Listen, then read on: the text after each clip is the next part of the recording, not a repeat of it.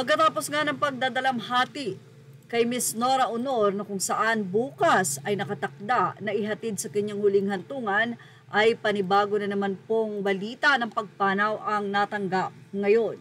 Mula sa GMA News, Balitang Bayan, Pope Francis pumanaw na sa edad na 88. Nito nga lamang Lunes sa isang video statement ay binahagi nga na pumanaw na si Pope Francis, ang kauna-unahang Latin American leader ng Roman Catholic.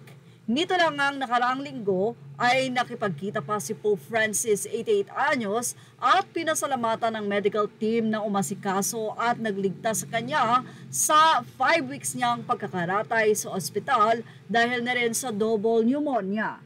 Mahina ang boses pero walang suot na oxygen ang Papa nang pasalamatan niya ang medical team na binubuo ng nasa 70 na doktor at mga staff mula sa Gemelli Hospital sa Rome. Aniya, thank you for your service in hospital. Yan pa ang pagbabahagi niya. It is very good, keep going like this.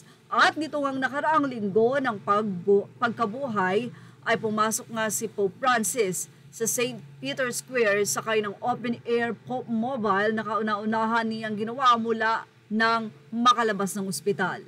Sinalubong naman siya ng libo-libong mga Katoliko na may bitbit na mga watawat ng kanilang bansa at sumisigaw ng Viva Long Live the Pope.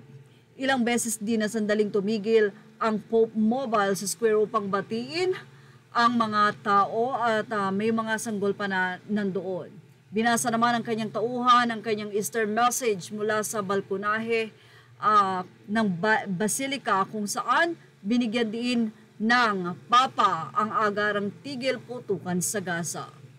I express my closeness to the sufferings of all the Israeli people and the Palestinian people.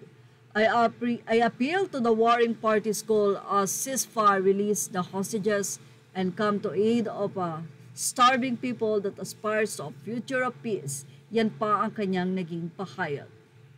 Mula sa GMA at mula sa Showbiz Snap, ito po ang ating update. Patuloy lang pong tumutok for more updates. Sigurado din na marami ang nalulungkot sa nasabing ang pagpanaw na ito ni Pope Francis. Lalong-lalo na ang mga taong naging malapit sa kanya at mga nakasama niya. Siguro ay nalulungkot din ang mga doktor na nakasama niya sa nasabi nga pong pagpapagamot niya ng mga nakaraang linggo.